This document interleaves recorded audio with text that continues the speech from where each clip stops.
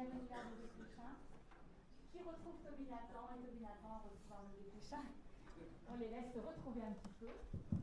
C'est beaucoup d'émotion et de plaisir pour nous, je le disais en introduction de séance, et à la fois de plaisir de cinéma et puis de plaisir, j'allais dire, de la pensée qui s'exprime à travers le cinéma. Voilà, la pensée qui s'exprime à travers le cinéma d'Arnaud Desplechin depuis ses premiers films, et bien évidemment la pensée, le fluide qui circule entre eux, voilà, avec Georges Devreux qui n'est pas loin. Bon. Alors je ne sais pas, pour des personnes nous rejoignent pour la rencontre va être enregistrée, donc on m'avait dit garder celui-là. Merci. La rencontre va être enregistrée, donc vous allez avoir Arnaud, un micro, et Toby aussi, ce sera celui-là d'ailleurs. Vous garderez, vous, votre micro. Moi, Voilà. Voilà. On peut s'asseoir sur le rebord, mais mettons-nous à l'aise. Peut-être pas sur la lumière, parce que, voilà, ça brûle un peu. Et peut-être pour vous laisser le temps de revenir parmi nous, c'est un long voyage que vous avez fait, je crois. Pour lancer un petit peu la rencontre, question tout à fait rituelle, qui peut paraître tout à fait banale, mais qui va nous permettre un petit peu d'entamer la discussion, d'entamer un échange. Il y a eu pour vous, Arnaud, d'abord on reviendra sur la question des comédiens, c'est pas encore le moment, mais il y a un amour des comédiens dans tous vos films, et là également tellement fort, et je voulais souligner parce que ça participe de la grande douceur qui traverse JP, voilà, du début à la fin. Alors, il y a eu pour vous, à un moment donné, la rencontre avec un livre, un grand texte, celui de Georges Devreux. Voilà, c'est quelque chose qui s'est passé il y a un certain temps, c'est comme des textes que vous travaillez très longtemps, qui vous accompagnent. Il y a eu celui-ci, qui a cheminé jusqu'à ce projet de film Jimmy P. Voilà. Comment est-ce qu'on peut peut-être revenir un tout petit peu sur la genèse du film pour vous, histoire vraiment d'amorcer la rencontre? Moi, je connaissais de Georges Devreux parce que j'avais lu dans le journal des articles sur Tommy Nathan. Donc le nom m'était familier à cause du centre Georges Devreux. Et j'ai trouvé en librairie ce livre qui est un peu qui est unique il me semble, dans l'histoire des livres de psychanalyse, pour une raison simple, c'est l'ouvrant au milieu, comme ça, sur la table de la librairie, j'étais tombé sur la masse des dialogues, le fait qu'on ait toutes les minutes de toutes les séances entre les deux hommes. Donc ça ressemblait, comme le dit Madeleine dans le film, plus à une pièce de théâtre qu'à un livre théorique. Et du coup, c'est pour ça que le titre en français était Psychothérapie d'un Indien des plaines. Donc il y avait mon intérêt pour la psychanalyse et mon amour des Indiens, des westerns, des souvenirs d'enfance, comme ça, qui se trouvaient réunis dans un même livre. C'est comme ça que je suis tombé sur le livre. Vous voulez que j'ai d'abord plus? C'est parce que j'ai peur de me casser les pieds. Et c'est un livre qui m'a accompagné longtemps. J'en avais parfois quand je travaille avec des acteurs, lors des castings, je n'aime pas travailler sur le scénario parce que j'ai peur de le déflorer. Donc j'écris des petits textes comme ça que je pique à Ibsen, à Philippe Roth et à Georges Devreux, comme il y avait cette masse de dialogue formidable à utiliser. Donc c'est un livre que je connaissais un peu pour sa puissance dramatique, parce que parfois avec des acteurs j'avais joué des petits fragments du livre ici et là. Je l'avais même cité dans Rois et Reines, où il y avait un bout du dialogue qui venait, le psychanalyste s'appelait Devreux, et il y avait un bout du dialogue qui venait du livre. Et voilà, et après avoir terminé mon film précédent qui s'appelait Un conte de Noël, qui était l'histoire d'une famille enfermée dans une maison à Roubaix, j'avais un peu envie de m'échapper de la maison. Et vraiment, ce thème, la force de cette rencontre entre deux hommes qui sont différents, justement cette peur de l'entre-soi et cet amour de l'altérité, ce goût, ce parfum d'altérité, je me disais, voilà, là il y a un film, il faudrait travailler, peut-être il y a un film possible. Alors, est-ce qu'il y a déjà des réactions, des questions, comme ça vous vient, profitons de ce moment? Oui, il y a? Mais moi, j'ai pas de micro. Merci. Mais je veux que vous gardiez votre micro tous les deux. Non, deux micros vont circuler parmi vous, donc s'il y a déjà des questions, des impressions, comme les choses vous viennent, profitons de ce moment, de cette chance que nous avons de passer un moment ensemble, voilà, avec nos deux invités. Ça va venir, c'est toujours. Ça prend toujours un petit peu de temps. Voilà, madame. Bonjour à toutes. Ça marche. Ça marche, merci. Je vous entends.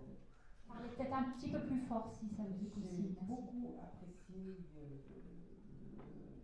film que nous venons de voir. Je voudrais peut-être vous interroger sur exactement le rapport entre le support, donc le livre de ce lecteur Georges et la réalité et la fiction dans cette espèce de tricotage que l'on peut voir. Enfin, nous, spectateurs, on aimerait peut-être des précisions sur ces trois sources qui vous ont servi à produire ce que nous avons vu. Merci beaucoup. Nathan vous dira peut-être mieux que moi, mais on a essayé vraiment de j'étais enchanté d'être devant, comme je vous disais, cette masse de dialogue qu'il a fallu condenser à l'extrême, donc le film est différent du livre, et pour autant d'essayer vraiment de coller à ce que ces deux hommes s'étaient dit, vraiment de l'utiliser comme un témoignage historique. Le film s'ouvre comme ça, ce que vous allez voir, les faits sont réels, et donc de me servir des vrais dialogues entre les deux hommes. C'était une enquête autour de ces dialogues pour essayer de relever des petits motifs. Je pense par exemple des choses qui sont cachées que je n'avais pas vues dans l'édition française, comme des choses qui sont cachées quand la façon d'étudier le livre de manière de cinéma, excusez-moi je suis confus, est un petit peu différente de la manière universitaire. Par exemple, on était très fiers d'avoir retrouvé la réserve d'où Jimmy est issu. Parce qu'il y a un petit détail dans le livre qui ne trompe pas, donc d'essayer de coller, ou bien par exemple la scène avec les marionnettes qui a eu lieu, et le songe d'une nuit d'été qui n'est pas mentionné dans l'appareillage de notes, et je pense pourtant, après avoir étudié le texte en anglais et en français, que ça ne peut pas être une autre pièce de théâtre que celle-là, que le songe d'une nuit d'été, après être revenu sur le texte plusieurs fois. Donc c'est vraiment très très proche du livre, et on s'est servi beaucoup d'une thèse, mais que vous devez connaître, qui était une thèse sur Georges Devreux, pour le portrait de Georges Devreux. Voilà, la thèse de Georges Locke. C'est moi qui ai dirigé la thèse de Georges Locke, oui. C'est-à-dire, bon, je trouve qu'il est extrêmement proche de la réalité, le film, de la réalité du livre, c'est-à-dire de ce qu'on voit de Devreux dans le livre. Maintenant, évidemment, Devreux était beaucoup plus riche et plus complexe que, enfin, de toute façon, on le suppose aussi dans le film, qui a un avant et un après de Devreux. Bon, c'est-à-dire, pour vous situer la scène, le moment où elle se déroule, Devreux a été d'abord a fait sa formation d'anthropologie, d'ethnologie à ce moment-là, à Paris, à partir de 1927. 1927, c'est la création de l'Institut d'ethnologie à Paris. 1927, par Marcel Mauss, Paul Rivet et Lucien Lévy-Bruhl. Je veux dire, c'est trois géants, quoi, qui fondent ensemble l'Institut d'ethnologie à Paris. Et Devreux, qui à ce moment-là faisait des études de physique, hein, il a passé une licence de physique. Tout d'un coup, il a la sensation qu'il est en train de se passer quelque chose d'historique en France, la fondation de l'ethnologie, et il fonce là-dedans. Et alors qu'il n'était pas du tout préparé à ça, il se met à étudier l'ethnologie. Ça se passe en 1927, c'est donc 20 ans avant la scène qu'on voit dans le film.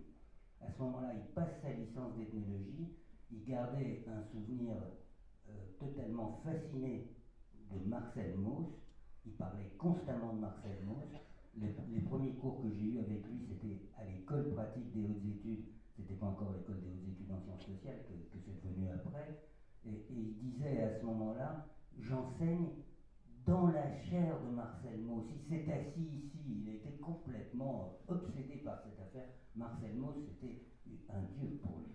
Il avait raison, hein, je veux dire, à mon sens, il avait raison. C'est quelqu'un qui a révolutionné la pensée de l'ethnologie. Et il est parti sur le terrain. Il est parti sur le terrain en Indochine d'abord. Il y est resté 2 ans en Indochine. Et il faut expliquer quand même que ce terrain-là, de l'époque, ça n'a rien à voir avec ce qu'on appelle l'ethnologie aujourd'hui. C'est pour ça qu'on a du mal un peu à comprendre, quoi. On part 2 ans sur le terrain. Il est parti 2 ans sur le terrain chez les Moy en Indochine. C'est les montagnards d'Indochine au Vietnam, ce qui est devenu le Vietnam. Mais ce n'est pas les Vietnamiens, c'est les habitants originaires, dit-on. Enfin, je ne sais pas qui est originaire, mais enfin bon, bref, c'est ce qu'on racontait à ce moment-là. Et il va chez eux, c'est-à-dire qu'on le pose là, avec quelques médicaments, quelques vivres, et on revient le chercher 2 ans après, quoi. Hein. Donc, plus de contact, pas d'email, pas de téléphone, pas rien, quoi. Donc, évidemment, là, il a appris la langue sédang, il parlait couramment le sédang Moy, et ça lui est resté. En revanche, petite critique historique, excusez-moi Arnaud, il n'a jamais appris le mohave. Il ne parlait pas le mohave. Il avait une interprète mohave. Il avait une interprète, pardon, hein, je suis désolé, mais il avait une interprète mohave et il n'a jamais vécu chez les mohaves. Il y allait pendant ses vacances. Il était prof à ce moment-là, et chaque fois qu'il avait des vacances, ou même pour un week-end, c'était pas très loin, il était à Berkeley à ce moment-là, il enseignait à Berkeley, et il partait pour un week-end chez les mohaves, et il revenait. Mais il avait toujours son interprète mohave, que j'ai vu d'ailleurs, puisqu'elle est venue le voir une fois en France, une vieille indienne, enfin tout ça. Bon, donc il avait une très, très profonde connaissance des mohaves, mais à la différence des sédangs chez lesquels il a vécu, et il est devenu presque un sédang, puisqu'il parlait le sédang, il les détestait les sédangs. Alors que les mohaves, qui connaissaient d'un peu plus loin, mais qui l'aimaient profondément, il les aimait tellement qu'il a voulu mourir en mohave, puisqu'il a été incinéré à Paris, et ses cendres ont été dispersées sur le cimetière des Indiens mohaves. Donc il est enterré chez les mohaves à Parker, en Arizona. Mais il n'a jamais appris le mohave, il ne parlait pas le mohave. Il avait des notions de mohave. Bon, donc il fait son terrain chez les mohaves, et ensuite il passe sa thèse sur les mohaves. Après ça, il s'est enfui de France, hein. Faut dire aussi qu'il s'est enfui de France. Bon, j'ai encore une critique, je peux. Non, mais c'est historique. Je dois dire que le film, moi, ça fait la 2e fois que je le vois, je vais le revoir 3, 4, 5 fois. J'adore ce film. Je plonge dedans à chaque fois. C'est vraiment un voyage, quoi. Moi, je suis complètement fasciné par le film. Mais du coup, je vois tous les détails maintenant. Alors, il dit un truc sur les Juifs de Roumanie. Là, je ne sais pas où vous avez trouvé ça, Arnaud. Là, c'est pas vrai du tout. La partie de Transylvanie, la partie où étaient les Juifs hongrois, quoi, sa famille, et les siens, en fait, ils ont été décimés. Il y a eu 500 000 morts dans les camps de concentration. Donc on ne peut pas laisser un truc comme ça. Je veux dire, ça a été un truc très très lourd, cette affaire, et je pense qu'il portait ça comme une vraie douleur, bien qu'il n'en parlait jamais. Jamais, hein. En France, attention, parce que ça c'est en France. En revanche, aux États-Unis, c'était un dissimulateur de Dreux. Hein. C'était pas son nom, vous savez, hein. C'est-à-dire, ouais, il s'appelle Dobo, mais son père avait changé de nom déjà. Donc, c'est pas le nom de son père non plus. C'est-à-dire, on ne sait pas quel était le nom originaire. Ça va vous intéresser, Arnaud. C'était probablement Weissmuller. Donc, vous voyez, Tarzan, quoi. Qui d'ailleurs était exactement de la même origine, hein, du Banat. Hein. Donc, on ne sait pas très bien quel était le nom du père, mais le père avait changé de nom. Le fils a aussi changé de nom. Donc, c'est une dissimulation qui se poursuivait.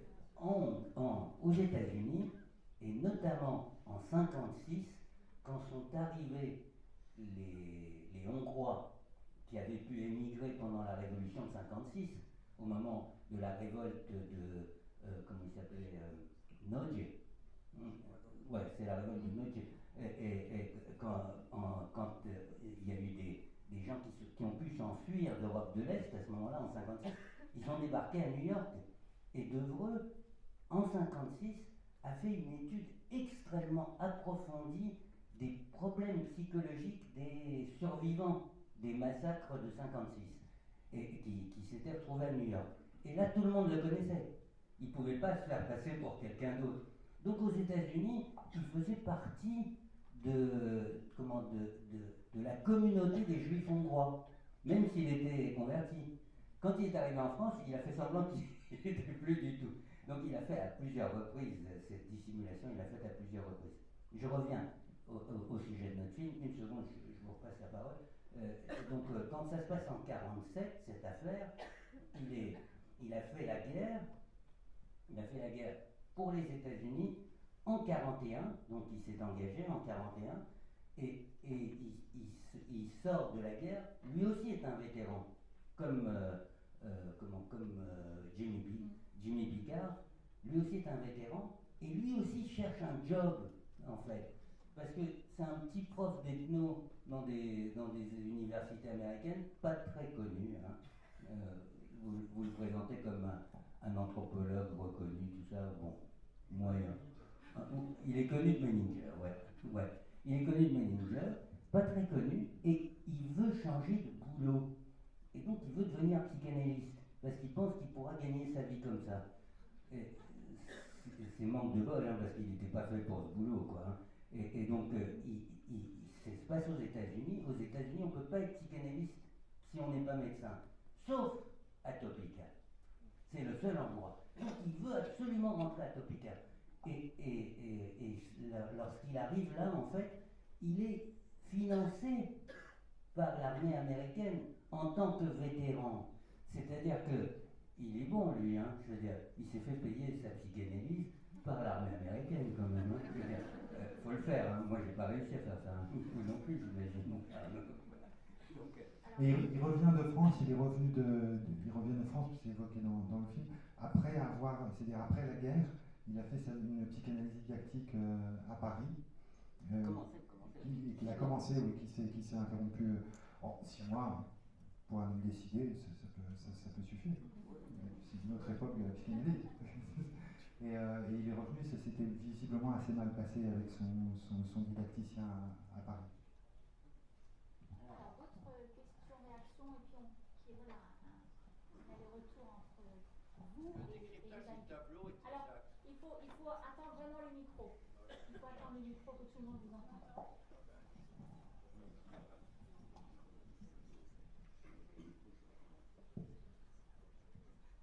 Je vous remercie, c'est très émouvant. C'est une histoire d'amitié. C'est très émouvant et je trouve que les images s'enchaînent. Il y a beaucoup de sens dans l'enchaînement des images.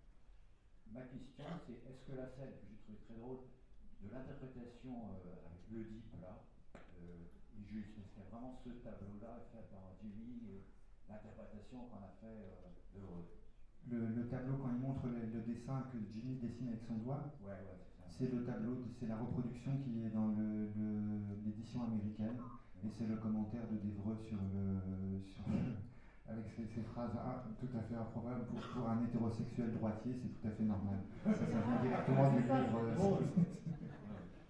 Oui, ça vient du livre. Ça m'enchantait tellement. C'est le film s'appelle Jimmy P.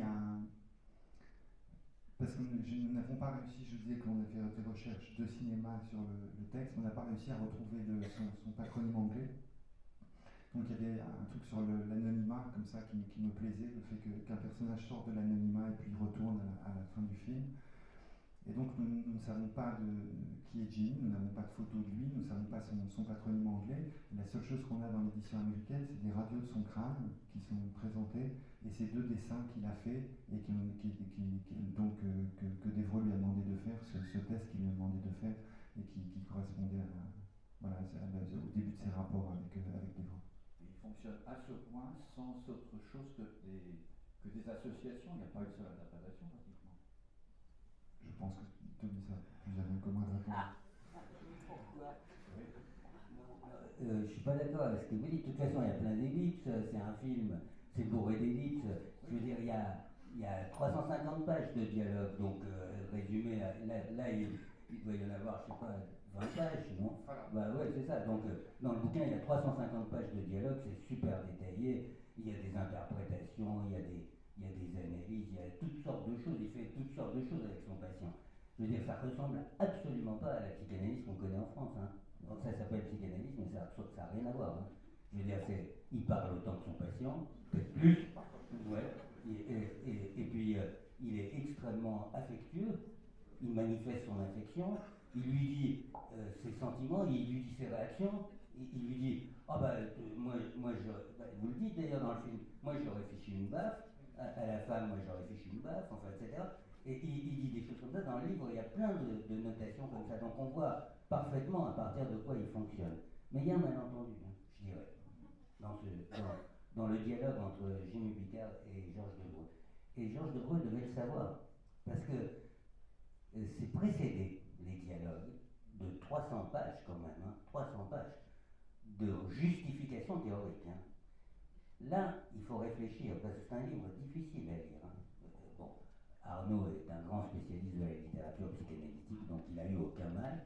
Mais c'est un livre. J'ai aimé effroyablement, c'est pour ça que je me suis rué sur les pages de dialogue au centre. C'est mon tempérament. Mais c'est un livre extrêmement difficile à lire parce qu'on se demande à qui il est adressé. Quoi. Parce que c'est précédé de précautions de toutes sortes. Et en particulier, il sait quelle va être la réaction des psychanalystes à la lecture de ce livre. Et il se justifie par avance, en quelque sorte. Parce que, en réalité, parce qu'il y a quelque chose qui est difficile à comprendre. Hein. Normalement, une pathologie pareille, ça ne rate pas. À l'époque, comme aujourd'hui, ils connaissaient parfaitement ce qu'à l'époque on appelait névrose de guerre. Névrose traumatique, névrose de guerre. Tout le monde savait ce que c'était. Pourquoi on a un doute au sujet de Jimmy Picard? C'est parce qu'il rêve tout le temps. Il a une névrose, d'accord, une névrose de guerre, suite à son traumatisme. Ça, ils connaissent très très bien, les Américains. Ils avaient des méthodes super, hein, qui vous intéresseraient d'ailleurs, Arnaud. Hein. Ils avaient des méthodes au pas total pour qu'ils soignaient les névroses traumatiques au pas total. Oui, qui sont montrés dans le film, le documentaire de John Huston, Let There Be Light, Ouais. où on voit avec les hypnoses et les piqûres. Ouais, et ça marchait vachement bien. Hein. C'était des thérapeutiques par le rêve. C'est-à-dire, vous mettez quelqu'un, vous le faites rêver. S'il a eu une névrose traumatique, il va rêver de son traumatisme. Il va le rêver une fois, deux fois, trois fois, jusqu'à ce qu'il fasse, c'est ça que disaient les Américains à l'époque, 1946, hein, ça date de 46, jusqu'à ce qu'il fasse a happy ending dream, c'est-à-dire un rêve qui se termine bien. Et là, on lui disait, bon, ben, c'est bien, tu peux reprendre les commandes de ton bombardier, tu peux y aller, ça a été guéri.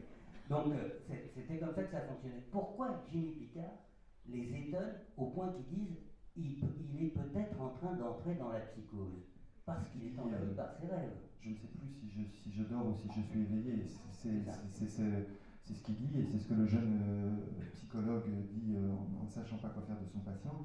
C'est à partir du moment où il y a confusion entre les rêves et la réalité. Vous rappeliez à la radio le livre en anglais s'appelle Reality and Dream. Et c'est cette confusion. Et par contre, Debreu, lui, n'a pas de problème avec ça. Pour entrer dans la culture du rêve, il n'a pas de problème avec ça. Le fait que Jimmy rêve autant. Bon, c'est justement, c'est là où il y a un malentendu. Juste, on peut en discuter pour le plaisir, quoi, parce que c'est vraiment intéressant. C'est une question super intéressante. Je sais pas, quand un Français raconte un rêve, je sais pas, je m'adresse à vous, un Français, je sais pas, les gens dans la salle, si vous racontez un de vos rêves, ça vous prend combien de temps? Ça vous prend 3 minutes, 5 minutes, raconter un rêve. Quand vous demandez à un Indien de raconter un rêve, ça dure 1h30. Debreu disait ça, quoi. Il nous racontait ça. Il disait, vous ne pouvez pas comprendre ce que sont les rêves chez les Indiens. Parce qu'un rêve, c'est un monde, en fait. Ils sont allés dans un monde et ils se sont baladés dans ce monde. Donc quand Debreu dit à l'Indien, raconte-moi ton rêve, il lui dit, invite-moi dans ce monde. L'autre, au début, il renacle. ce que vous montrez très bien. Au début, il renacle, il dit attends, c'est un blanc, il ne connaît pas ces trucs-là. Au bout d'un moment, quand il voit qu'il en sait, qu'il en sait quelque chose, il se met à lui raconter les rêves comme on raconte les rêves chez les Indiens. À ce moment-là, un rêve chez les Indiens, je ne sais pas si ça correspond à la même chose. Biologiquement, c'est exactement la même chose, hein. Bien sûr, puisque nous rêvons tous les êtres humains rêvent la même durée de rêve, toutes les nuits, de la même manière. Tout le monde. S'il y a une chose qui est une constante, c'est une constante biologique, hein, c'est biologique, hein, le rêve. Ah, c'est totalement biologique. Hein. Et nous rêvons tous à peu près 90 minutes toutes les nuits. Et en 5 séquences. Donc ça, on ne le savait pas. Hein. L'époque où De Vreux écrit ce bouquin, on ne le sait pas encore. On le saura dans les années 60, et on sait de mieux en mieux depuis les années 80-90. On a fait des analyses très très très détaillées du fonctionnement neurologique du rêve. Mais bon, ça c'est une chose. Mais raconter son rêve, chez les Indiens, c'est rentrer dans un monde. Moi, il nous disait en cours qu'il avait beau interpréter le rêve, comme vous le montrez tout à fait dans le film, en disant ça c'est parce que tu as peur des femmes, etc. Jimmy Picard, il disait oui, parce qu'il était super poli. Il est vachement bien, votre Jimmy Picard. C'est le mien maintenant, hein, je l'ai adopté. J'avais pas de tête pour Jimmy Picard, ça y est, je l'ai. Mais il nous racontait, en tout cas, que régulièrement, Jimmy Picard, à la sortie, il le saluait, il disait ouais, mais après que vous êtes venu me voir dans mon rêve, vous êtes allé voir un autre patient? Parce qu'il était sûr que s'il avait rêvé de Devreux, c'est que Devreux était parti dans un rêve et était venu le rejoindre dans son propre rêve. C'est-à-dire, jusqu'à la fin du traitement, pour Jimmy Picard, Devreux est un chaman indien. Pour Devreux, Jimmy Picard est un patient névrosé qui le psychanalyse. C'est un malentendu quand même, je veux dire. Par rapport à la question des rêves, justement, à la question des rêves, il y a quelque chose de tout à fait passionnant. Et Arnaud, dans votre cinéma, et la manière dont vous traitez, dont vous faites apparaître, dont vous traitez les rêves dans votre film, c'est là aussi où on est face à un grand film qui traduit quelque chose en termes cinématographiques, c'est que ces rêves-là, par exemple Jimmy, ce sont dans ses rêves, principalement on va dire, hein, je schématise un peu, bon, mais c'est une question pour moi, ce sont dans ses rêves qu'apparaissent la prairie, qu'apparaissent le territoire, un territoire qu'on pourrait définir comme étant le sien ou comme ayant été celui des Indiens ou de ses ancêtres et dont il est dépossédé, comme il est dépossédé sa personne et de son âme d'une certaine façon. Et je trouve que là, en termes cinématographiques, il y a quelque chose de vraiment passionnant. Parce que c'est dans le rêve, donc ça n'est pas dans le réel, ou ça n'y est plus, c'est dans le rêve que Jimmy retrouve la prairie, retrouve les chevaux, retrouve cet espace. Ça veut dire aussi retrouve l'espace que nous, communément, on identifie comme étant celui du western. Et on n'oublie pas quand même que vous êtes un cinéaste travaillé par des questions dont les films sont traversés par de grandes questions, mais aussi par celle de l'espace, par celle de l'histoire du cinéma, qui est aussi le cinéma américain, et par des figures, un peu comme on parle de Ford, bien sûr, puisqu'il y a un extrait d'un de ces films. Alors, est-ce que par rapport à ça, vous pourriez en dire un peu quelque chose? Il y a quelque chose qui me touchait dans le bottom line comme ça, de la rencontre de ces deux hommes, c'est qu'ils sont doublement exilés. C'est-à-dire que Devreux est exilé d'Europe, est-ce que c'est de France ou est-ce que c'est de Roumanie, ou est-ce que, enfin, il y a ce thème-là. Jimmy, c'est un exilé de l'intérieur, on pourrait qualifier les Amérindiens, mais ils sont aussi exilés très prosaïquement, puisqu'ils se retrouvent à Topeka, cette ville absurde où en fait il y a des communingers qui semblent très contents d'être à Topeka, mais tout le reste du monde a l'air de s'ennuyer terriblement. C'est une petite ville de province où il y a eu cet hôpital qui était gigantesque et qui a été vraiment une des grandes institutions psychiatriques de l'après-guerre. Et en fait, ça s'était créé là, tout bêtement, parce que Menninger était qui est joué par Larry Pine, était originaire de Topeka. Donc tout le monde se retrouvait dans cet endroit. Comme il disait, comme on voyait dans les correspondances de plein de médecins, tout le monde s'ennuyait à mourir dans cette ville provinciale, sauf Menninger qui disait à tout le monde, on est bien, non, ici, c'est super, quoi, puisque lui dirigeait la clinique. Ils sont en exil l'un de New York, puisque j'allais dire Mathieu, puisque Devreux habite à New York, on le voit à New York au début, et Jimmy loin du Montana. Et qui se retrouvent et n'ont rien d'autre à faire que cette cure et cette amitié qui naît entre les deux hommes.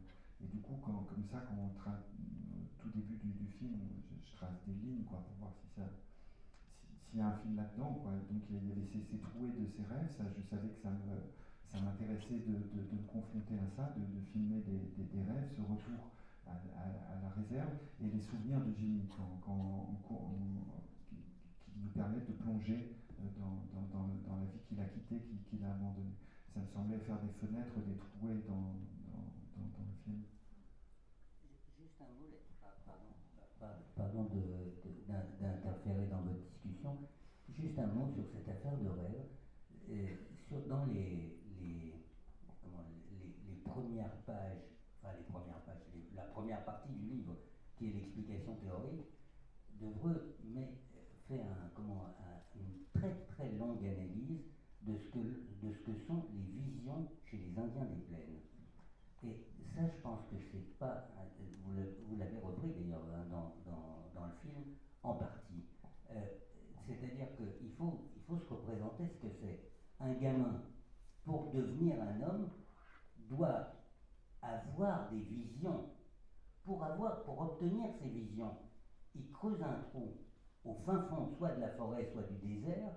Il est tout seul, il s'y met sans manger, sans boire, pendant des jours parfois, jusqu'à ce que les divinités des Indiens viennent et lui donnent ses objets de protection, ses animaux de protection et ses objets de protection. Tant qu'il n'a pas obtenu sa vision, tant qu'il n'a pas fait un délire en fait, il ne pourra pas devenir un homme, il ne sera pas initié.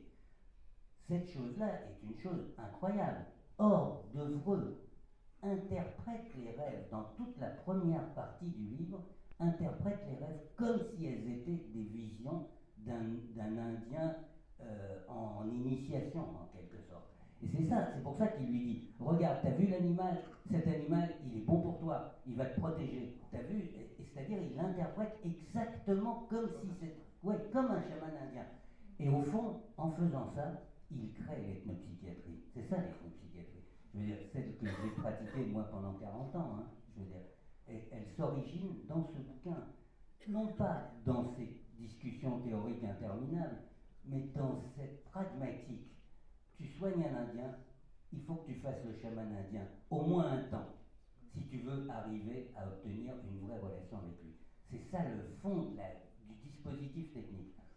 Pardon, c'est juste, je sais bien qu'au fond de lui, il dit je ne suis pas un chaman, ce qui est discutable, que Devreux n'était pas un chaman, ça se discute.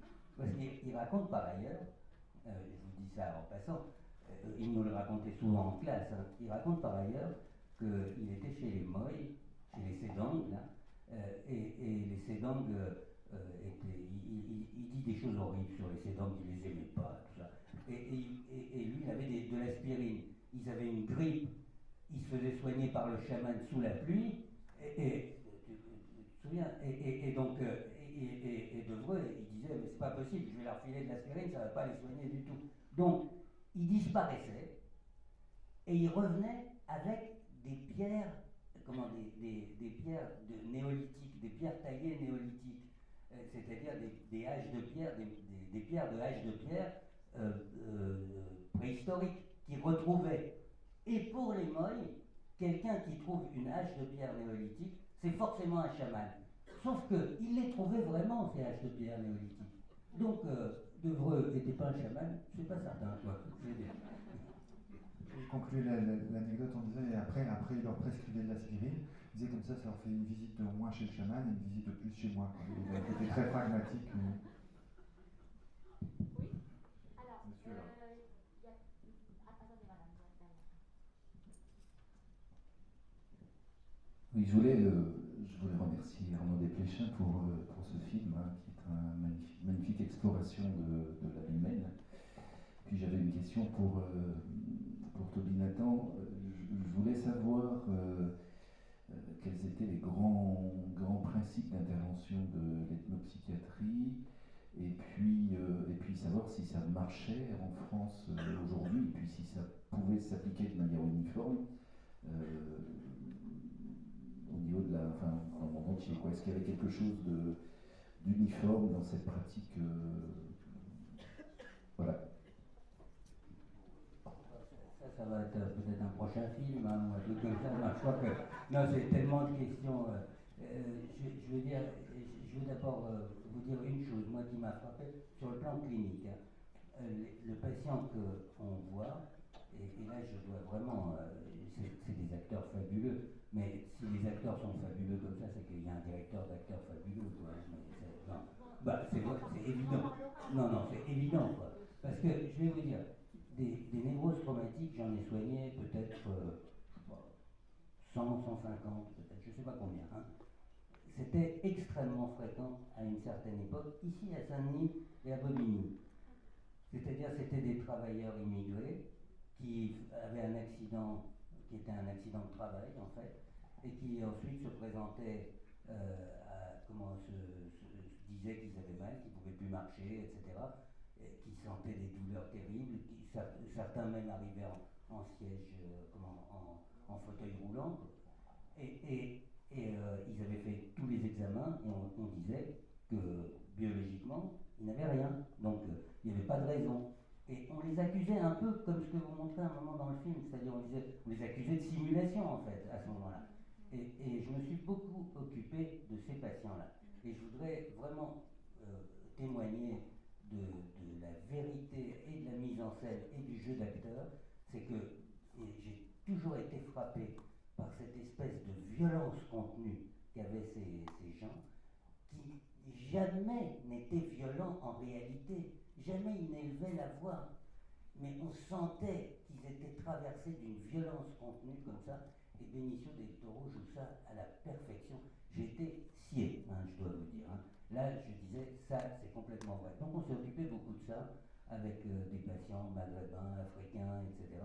Et on a fait beaucoup de choses à la Devre. Ça marche très bien. Hein. Je vous dis ça comme ça. Voilà.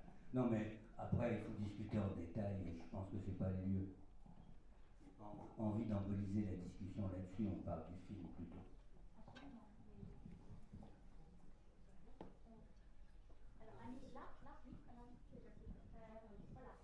Bonsoir, tout d'abord félicitations pour le film parce que c'est plein d'émotions. J'avoue que je suis encore sous le coup en fait des deux interprètes qui sont fabuleux, Benicio del Toro, magnifique, et puis Amalric. Alors du coup il m'a attisé ma curiosité par rapport au personnage. J'aurais voulu vous demander Arnaud, pourquoi pas avoir aussi. Enfin moi il y a encore plein de mystères autour de ce personnage en fait. On a sur son nom, sur d'où il vient, qu'est-ce qu'il fait. On sent un petit peu un électron libre, mais on se dit mais d'où il vient, et puis à la fin, en fin de compte, il démarre la thérapie de Benicio del Toro. À la fin, c'est lui qui finit sur le fauteuil. Et puis quelque chose aussi que vous avez traité avec humour, et là c'est pour Toby et vous, c'est l'accueil en fait qu'on fait à ce praticien et à sa science en fait. Est-ce qu'il est reconnu, est-ce qu'il n'est pas reconnu, est-ce qu'on le prend au sérieux, est-ce qu'on ne le prend pas au sérieux.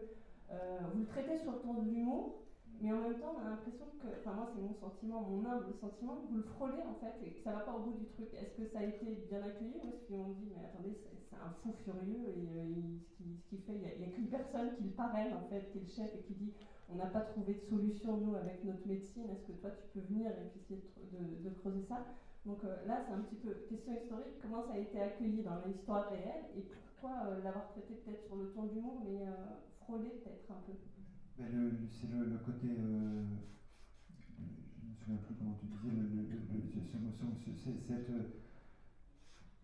ce côté multifacette d'Évreux, son côté de fuir tout le temps, de dissimulateur. Et il y a un côté très romanesque chez le personnage, et avec Mathieu on a tiré le personnage vers ce côté très romanesque.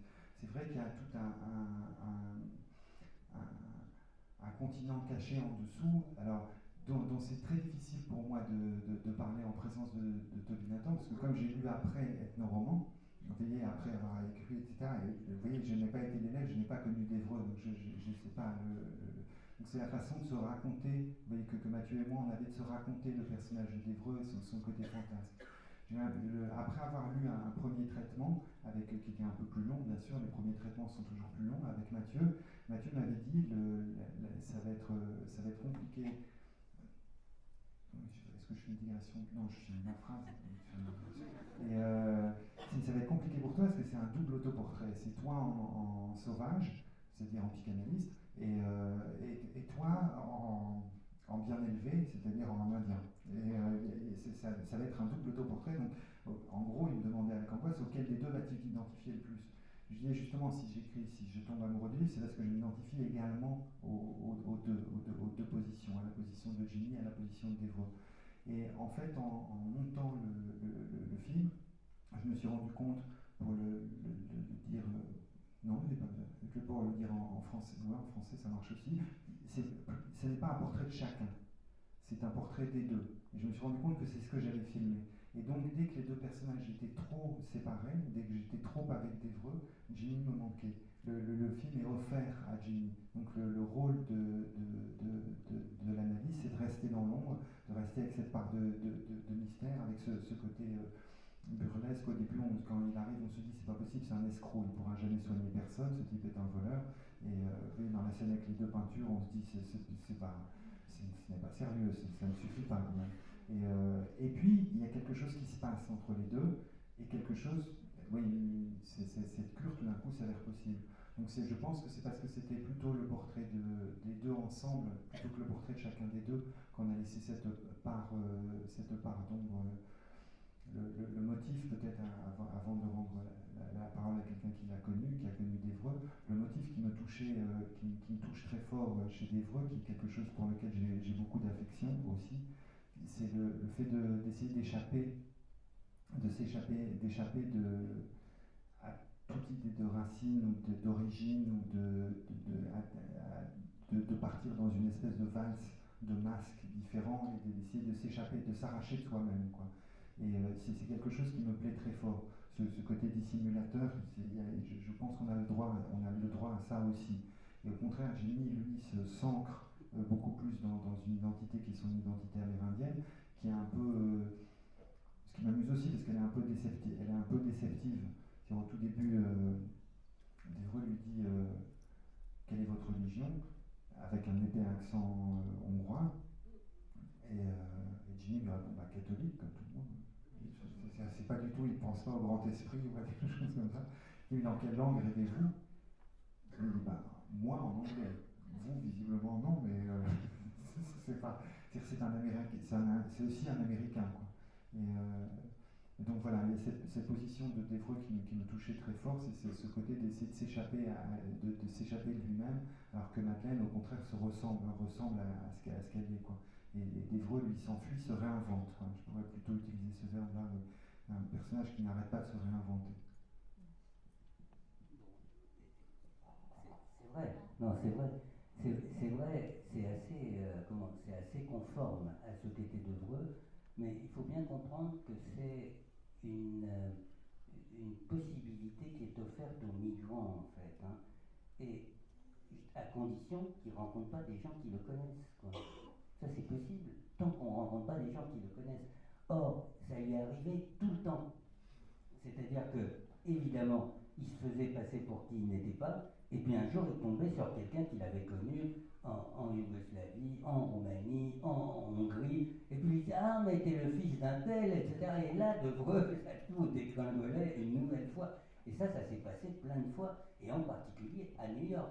Parce qu'à New York, on ne peut pas se balader à New York en disant non, je suis français avec un accent hongrois coupé au couteau, quoi, quand même, hein.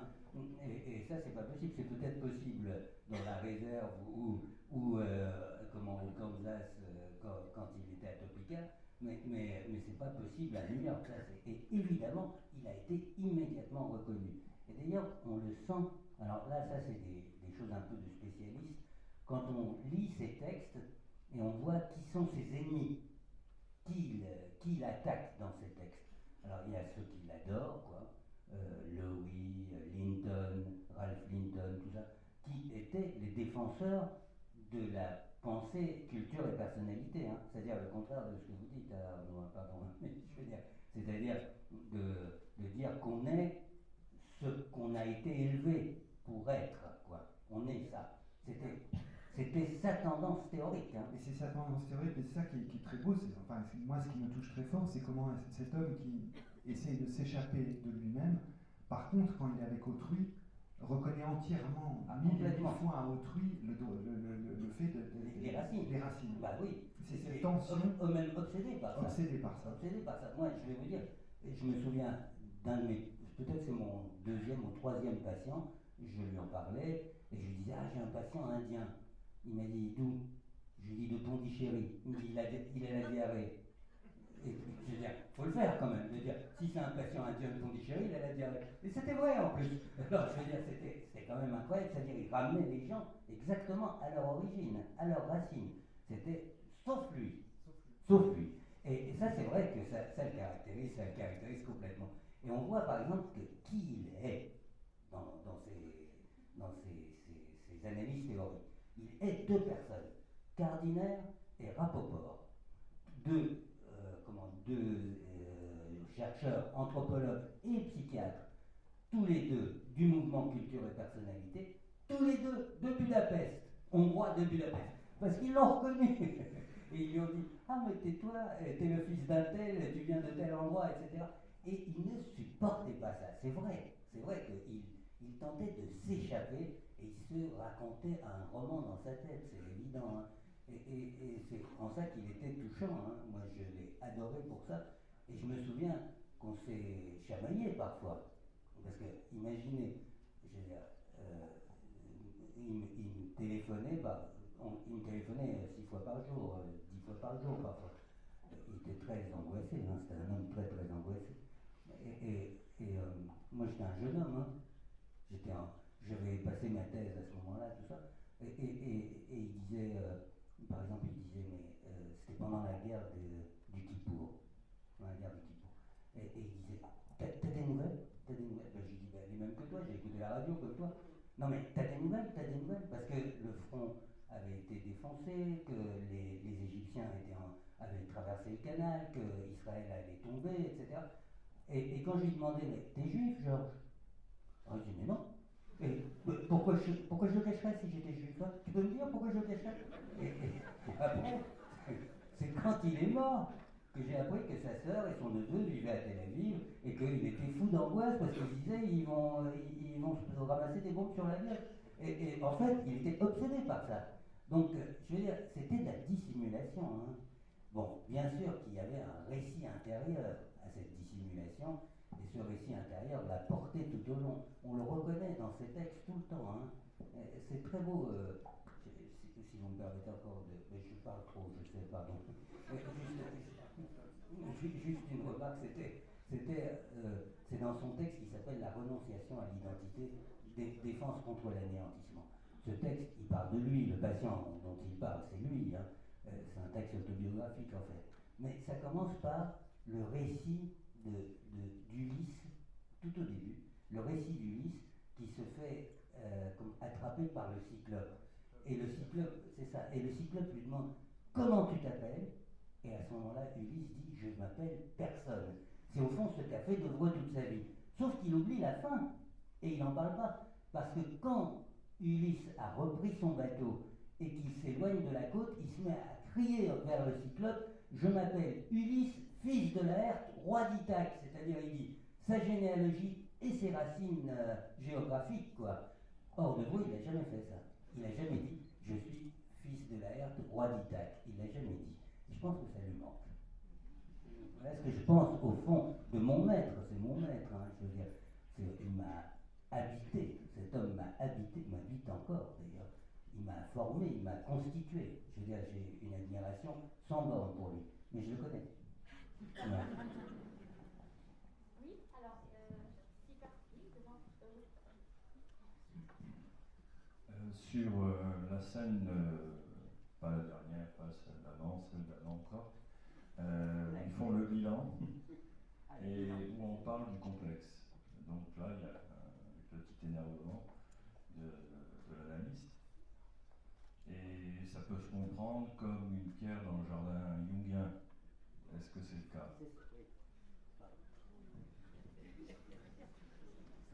C'est tout à fait le cas. Il détestait Jung et toutes les histoires jungiennes. Il les détestait pour avoir été un temps jungien et pour en être revenu et étant extrêmement critique vis-à-vis de Jung, et le mot de complexe lui donnait des boutons. Cela dit, sa discussion sur les mots simples et les mots compliqués, là, c'est une scène qui est très longue dans le livre, où il prend tous les mots de médicaments et il les décompose. C'est juste du grec, c'est juste du latin. Ça me fait penser, il dit homely words bring things closer. Les mots familiers ramènent les choses à la maison. Ça me fait penser à la phrase de Wittgenstein, ramener les mots à la maison, comme une tâche infinie de. Je suis effrayé des grands mots et je préfère les petits mots parce qu'ils nous ramènent à la maison. Et c'était plus qu'à Jung, je pensais à la proximité dans cette phrase qui vient du livre. Et moi, j'ai éteint mon téléphone, c'est pas moi. C'est quelqu'un, mais c'est pas moi. Et oui, je pensais au rapprochement avec Wittgenstein et la tâche du monde. Je pensais à ça. Oui, alors. Oui, merci. Alors merci pour cette soirée, merci pour le film. Je voulais revenir sur ce que vous disiez, Monsieur Nathan, tout à l'heure, par rapport à les 300 pages qui précèdent les dialogues et qui marquent une précaution très avancée, très affirmée. Et je trouve que le film que nous avons vu est extrêmement précautionneux. C'est un film plein de tact.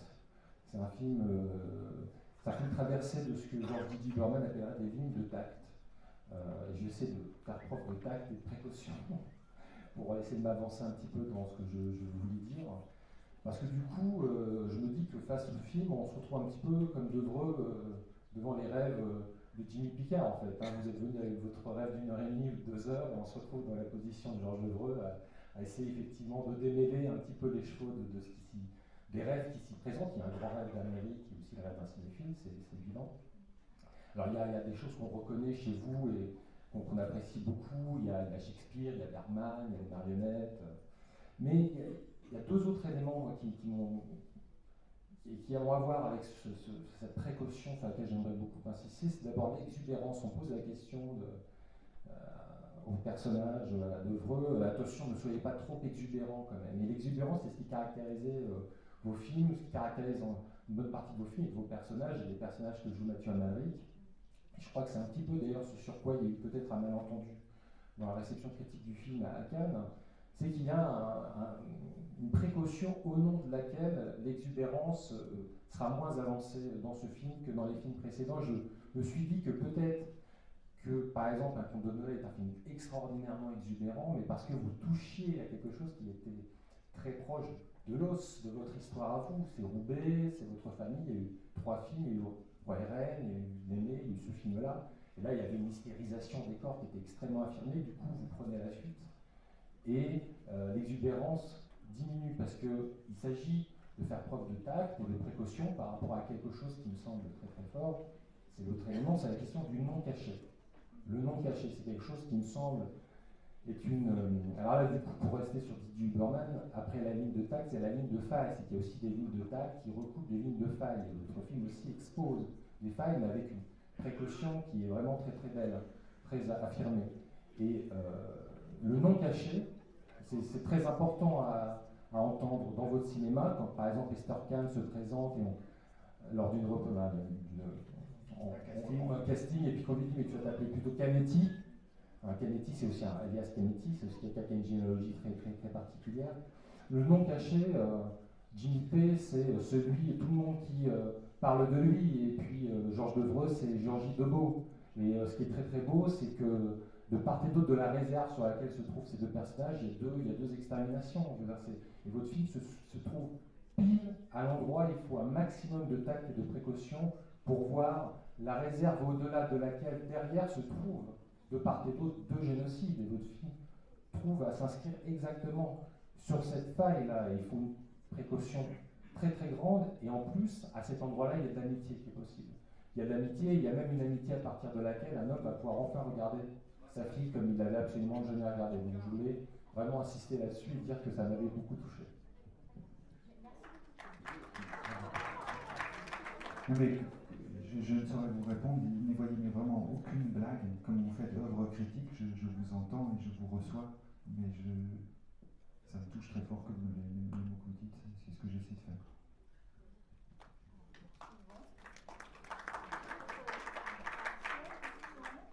Encore?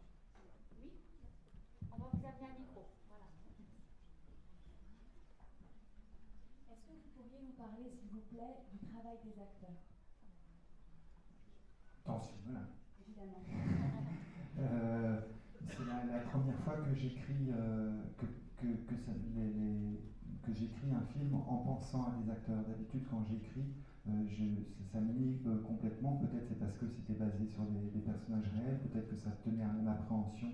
Vous voyez, en attaquant ce film-là, en me disant est-ce que ce sera pas trop austère, est-ce que j'arriverai à raconter ça, ou à la question du tact que vous souleviez, le thème, ce motif de d'un génocide, d'un ethnocide, et qui ne sont jamais mentionnés dans le film, etc. Et je me disais, il faut que je sache, ça m'est arrivé très vite, je me suis dit, il faut que je parte avec Mathieu, puisqu'il y avait l'idée de partir en Amérique pour faire ce film, puisque je n'aurais pas su le reconstituer en France, ni le transposer. Et justement pour le coup de ne pas mentir à moi-même, de ne pas m'échapper à moi-même. Il fallait un peu que je m'échappe, que je fuis l'entre-soi, et un petit peu aussi que j'y aille lester de Mathieu. Et j'ai vu pendant un moment, j'ai fait faire des recherches par un camarade, et qui m'a ramené pas mal de films des réserves. Il y a pas mal de films qui sont produits par les régions, par les États, ça s'appelle par des systèmes d'aide de réserve, du cinéma indépendant. Et j'ai vu pas mal de films amérindiens. Et parmi les acteurs amérindiens, j'ai vu des actrices formidables, et je n'ai pas vu d'acteur où je voyais mon Chini. Et j'ai essayé de comprendre pourquoi. Et je me disais, c'est en fait ce que je suis en train d'écrire, ce que je voudrais écrire, c'est un petit peu un film à vedette. Quand je dis à vedette, je pense, vous parlez de Benicio, je pense que quand je regarde une vedette, je me regarde moi-même. C'est-à-dire, je regarde pas, je n'étouffe pas quelqu'un sous la compassion, c'est que je me vois moi quand je vois Cary Grant, c'est moi en Cary Grant. Des fois je suis ridicule, c'est moi en Gary Cooper. Non, l'inverse. Non, d'ailleurs je suis plus Gary Cooper, donc en fait, plus tragique. Et donc, j'avais un souvenir d'un film qui m'avait marqué très fort, qui est un film de Sean Penn qui s'appelait The Pledge, qui est un film que la critique avait assez mal reçu, qui est, je crois, le film de Sean Penn que je préfère, et dans lequel il y avait Benicio qui jouait le rôle d'un Indien psychotique. Au début, il a très, très peu de scènes, et retardé, comme ça, qui se suicide en prison, c'est au tout début du film, et qui était une performance qui m'avait estomaqué, que j'avais vu et revu.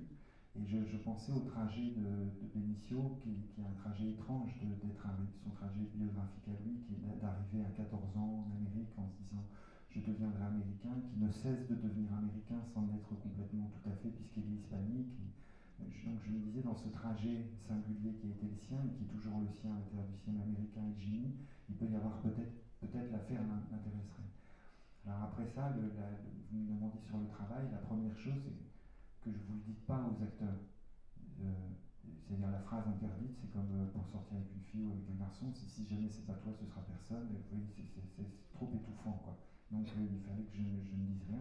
Donc j'ai fait semblant d'être très calme quand j'ai rencontré Mathieu, quand j'en ai parlé à Mathieu, j'ai fait semblant d'être très calme quand j'en ai parlé avec Benicio. Et après le travail avec Benicio, il me semble que ça a trait à la méthode. Lui, c'était l'élève de Stella Adler. Mais tous les acteurs américains, c'est un petit peu comme ça. Si vous voulez, pendant le temps de la performance, il faut que, ça je ne le savais pas ou je ne le mesurais pas, il faut que, je le savais de l'avoir lu dans des livres, que le personnage soit à l'acteur. C'est pas le moment où on se le partage. Le moment où on se partage le personnage, c'est pendant le travail de préparation. Donc je voyais un petit peu Mathieu en France, qui apprenait le texte et qui créait cet accent avec son coach roumain. Et puis peu à peu, hongrois, et donc peu à peu les choses se mettaient en place. Mathieu, curieusement, regardait pas les documents. Je ramenais des DVD avec d'Evreux, etc. Il me dit non, non, il y en a peu, mais j'avais quand même fait mon travail, je lui avais ramené. Il me disait non, non, je préfère me reposer sur toi, et voilà.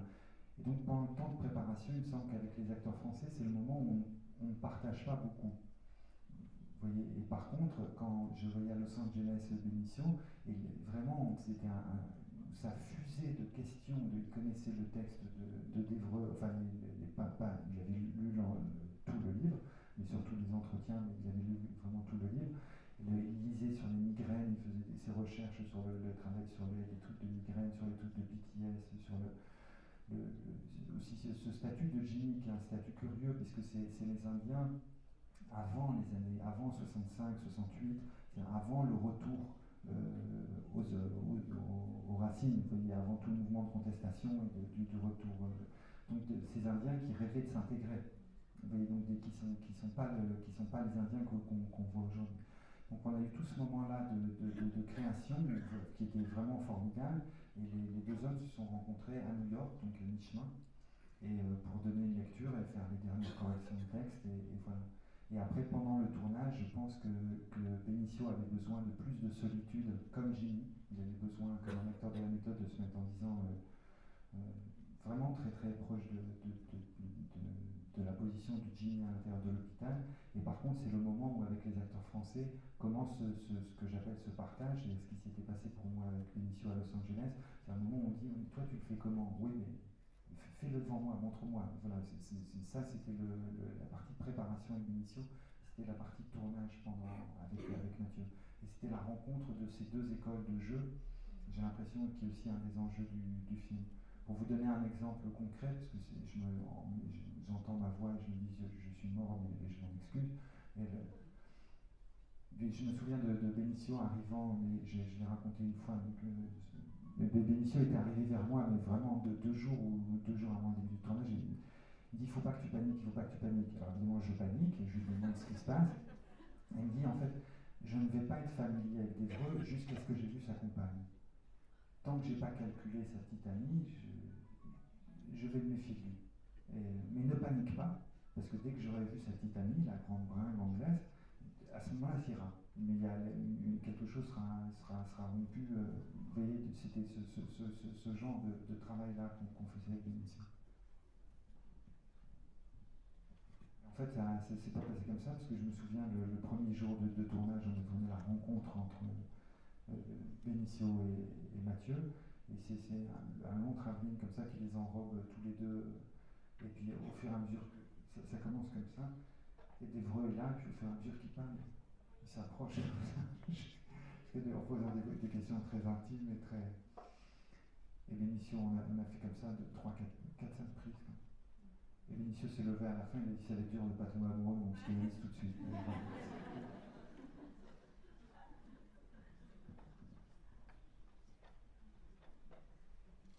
Peut-être qu'on va tout doucement conclure, en tous les cas provisoirement. Conclure provisoirement. Si l'un d'entre vous souhaite intervenir encore, prendre encore une réaction peut-être, d'accord. Un micro arrive, voilà. Là, tu as un micro. Voilà. Merci. Oui, enfin, c'est une question. Avez-vous vraiment un côté sorcier qu'on vous prête? Et si oui, mais vous aussi, paraît-il. Ça va, l'un et l'autre. C'est parce qu'on a dit qu'il y aurait 2 sorciers dans la salle aujourd'hui. Voilà, je suis très curieuse. Vous avez vu la personne qui est intervenue? Oui, tu as levé la main. Moi, sorcier, non. J'aurais rêvé de faire le travail de Denis Nathan, mais les aléas de la vie m'ont conduit vers le cinéma. Pas que les aléas. Je désirais aller à ce milieu de mauvais garçons. Et donc, oui, non, j'ai jamais pu faire le chaman.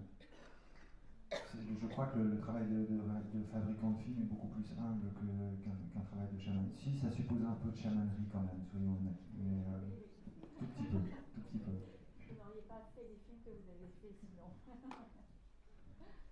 La dissimulation, j'ai l'impression qu'ils sont aussi dissimulateurs. Voilà. que l'autre.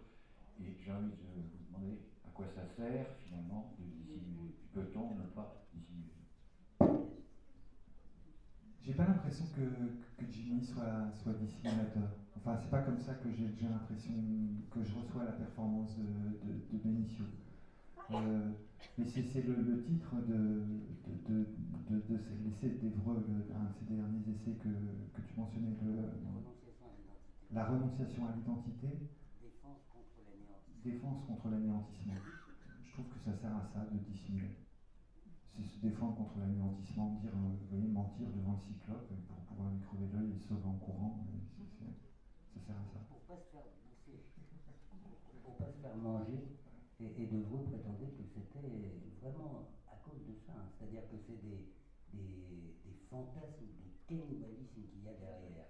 C'est ça qu'il disait, hein. C'est ça qu'il a écrit en tout cas. Juste une petite remarque, si vous me permettez encore, parce que je crois que je n'ai pas répondu à la question de la dame qui était là, sur la façon dont l'ethnopsychiatrie a été, enfin, dont De Vreux, et ensuite l'ethnopsychiatrie a été reçue dans le monde psychanalytique d'abord, et puis dans le monde psychiatrique ensuite. Hein. Je crois que vous posez une question, moi, qui me hante, hein, parce que j'ai été aussi là-dedans toute ma carrière, durant toute ma carrière, et j'y suis encore, quoi. C'est-à-dire que De Vreux était tellement dans cette, dans la fabrication de quelque chose qui est brûlant, quoi, qui quand on le touche, on n'arrive pas à le tenir, quoi. Hop, ça échappe des mains comme ça, que il a. Et bien sûr qu'on disait, on veut bien ton éclairage, mais ensuite il fait très attention en disant, attention, j'ai pas fait le chaman. Hein. Toutes ces 300 pages du début, c'est pour dire, j'ai pas fait le chaman, j'ai juste fait de la psychothérapie. Hein. Et il appelait même pas ça psychothérapie, lui, ça s'appelait counseling. Hein. Counseling, ce qui, on pourrait traduire par psychothérapie, mais c'est du conseil social, quoi. Il était conseiller social, hein, auprès de Jimmy P. Et ensuite, je me souviens, à l'autre bout, quoi, à la fin de sa carrière, il a 75 ans peut-être, hein, à Paris, on lui donne enfin un séminaire à la Société psychanalytique de Paris. Et ça doit être, je sais pas, 60... ça doit être en 81, un truc comme ça, 80 peut-être. Hein. On lui donne un séminaire à la Société psychanalytique de Paris. Eh bien, il y avait 3 auditeurs à son séminaire. Moi, un autre thésard et un paumé là, qui passait par là, qui a vu de la lumière. On était 3. Il a fait son séminaire, je crois, 4 ou 5 fois. Et puis, il a arrêté parce qu'il se sentait humilié par ça. Hein. C'est-à-dire que l'originalité de la pensée de De Vreux, qui n'est pas la psychiatrie transculturelle. Hein. L'ethnopsychiatrie, c'est pas la psychiatrie transculturelle. C'est-à-dire aller penser l'autre avec ses mots, avec ses théories à lui, avec les théories de son monde. Cette chose-là est bien trop compliquée. Psychiatrie transculturelle, c'est-à-dire vous allez recevoir un tahitien, par exemple, il faut que vous sachiez quelles sont les coutumes tahitiennes, parce que ça vous aide à faire de la psychiatrie comme vous savez déjà la faire avec un tahitien. Alors que De Vreux, c'est pas ça qu'il m'a enseigné. C'est tu vois un Indien, tu deviens un Indien. Ensuite, tu vois un Bambara du Mali, tu deviens un Bambara du Mali. Et tu travailles avec lui comme dans son monde. C'est beaucoup trop compliqué, beaucoup trop explosif, et ça a été très très mal reçu. Hein. Ça change un petit peu, puisqu'on fait un film, on réunit une salle, enfin, bon, c'est nouveau. Merci beaucoup, Arnaud. On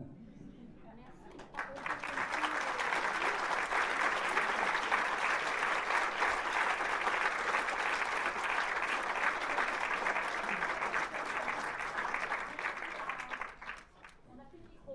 Cette alchimie entre vous deux, qui a passé. Et j'espère bien qu'on va se retrouver bientôt dans cette salle. Voilà.